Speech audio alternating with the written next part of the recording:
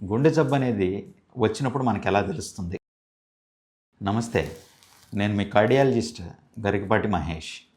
ఎటువంటి లక్షణాలు ఉన్నవాళ్ళు గుండె జబ్బుకు సంబంధించి పరీక్ష చేయించుకోవాలి?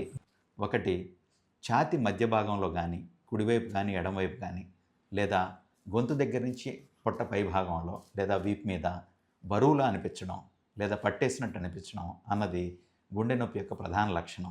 రెండవది, ఊపిరి ఆడకపోవడం, అంటే తక్కువ శ్రమ పడినా కానీ ఎక్కువగా ఆయాసం రావడం. మూడవది, గుండె దడ, అంటే గుండె ఎక్కువసార్లు కొట్టుకున్నట్టుగా మనకు తెలియడం.